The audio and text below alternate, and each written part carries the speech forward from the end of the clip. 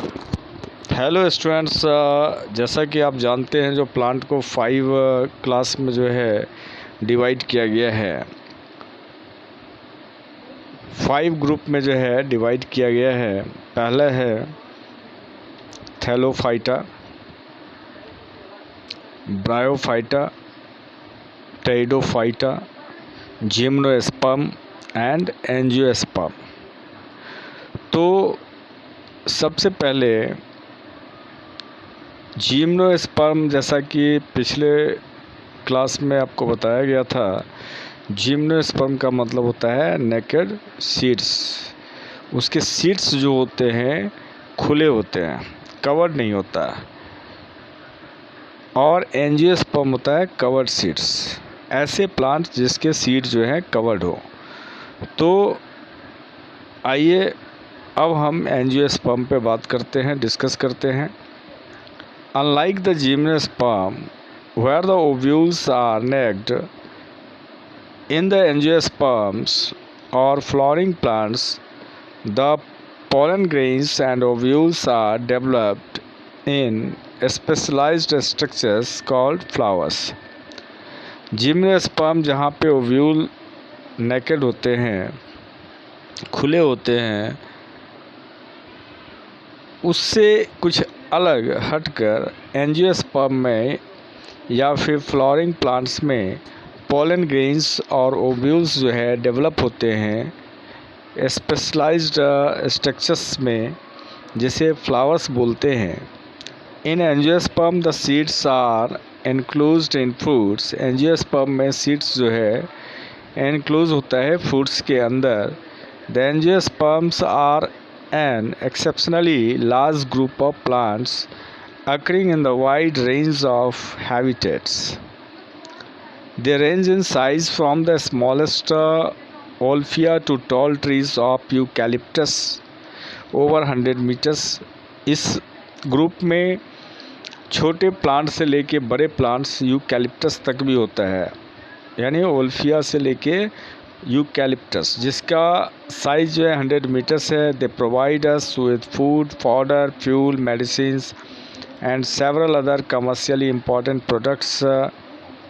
They are divided into 2 classes, और इसको divide कर दिया गया डाइकोटिलिडन्स एंड मोनोकोटिलिडन्स में।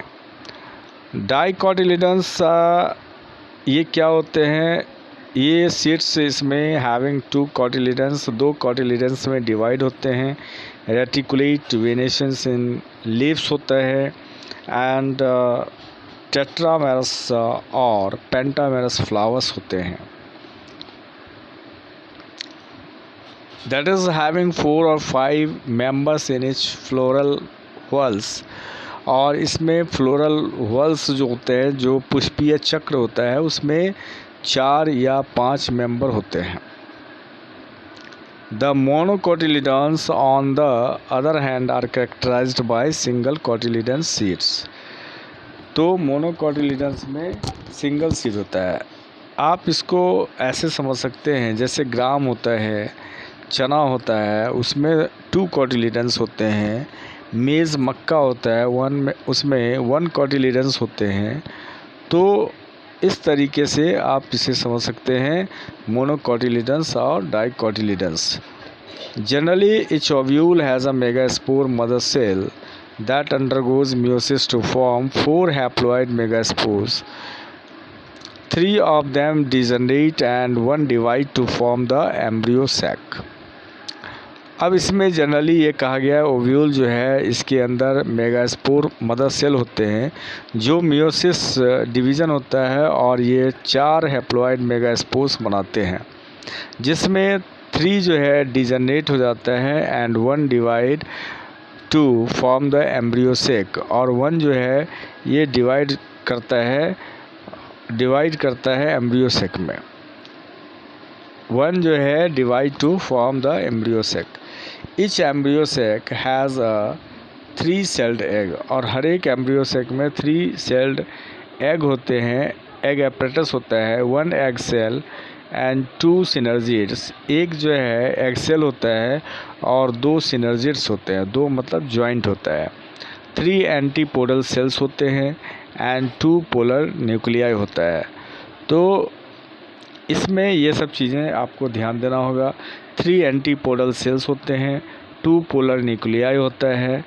अब देखिए ये प्लांट को ये बी है, तो एंजियोस्पर्म है और डाइकोटिलीडन्स और मोनोकोटिलीडन्स। तो फर्स्ट जो है ये डाइकोटिलीडन्स के हैं और मोनोकोटिलीडन्स जो है इस तरह के होते हैं। The polar nuclei eventually fuse to produce a diploid secondary nucleus. Pollen grain after dispersal from the anthers are carried by wind or various other agencies to the stigma of a pistil। तो बच्चों आपको ये ध्यान देना है, जो mainly जो है जो हम लोग फ्लावर्स जो है देखते हैं वो आता है एंजियोस्पर्म में, ठीक है। तो इसके बारे में पूरा जो है डिस्क्रिप्शन इसमें दिया हुआ है, इसको अच्छे ढंग से आपको पढ़ना है। और देखिए यहाँ पे life cycle of an angiosperm, life cycle जो है इसमें दे रखा है। सबसे पहले जो इसमें एक प्लांट को दिखाया गया है, फिर उसके अंदर फ्लावर्स को, फिर स्टिग्मा, स्टाइल, ओवरी, ये सब जो है दिख रहा है। एंथर है, फिर जो है माइक्रोस्पोरेंजियम एंथर के अंदर, फिर स्टाइल में जो है ये दिख रहा है मेगास्पोरेंजियम, मेगास्पोरेंजियम जो ओव्यूल है। और फिर माइक्रोस्पोरेंजियम से माइक्रोस्पोर बनते हैं, ठीक है। उसके बाद मेगास्पोरेंजियम से जो है मेगास्पोरेंजियम जो ओव्यूल है उससे एग बन रहा है। और फिर गैमेटोफाइटिक यानी जनरेशन होता है, microspores pollen grain, male gametophyte बनेगा, मेल गैमेटोफाइट बनेगा। उसके बाद गैमेट्स हो जाएंगे। उसके बाद फिर इधर जो है फीमेल वाला जो है वो एग्स बनेगा। जब दोनों फ्यूज करेगा तो ये बन जाएगा आपको जायगोट, और जायगोट से एम्ब्रियो बन जाएगा, और एम्ब्रियो से फिर न्यू प्लांट हो जाएगा। तो life cycle of an angiosperm इस तरीके से होता है। ये डायग्राम जो है अच्छे ढंग से आपको देखना है, कैसे पॉलिनेशन होता है, कैसे फर्टिलाइजेशन होता है, इस चीज़ को अच्छे ढंग से इसमें दिखाया गया है। अब इसके बाद हम लोग पढ़ेंगे plants life cycles and alternation of generation, ठीक है।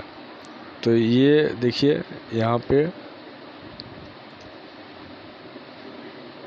Life cycle of patterns, haplontic, diplontic, haplodiplontic.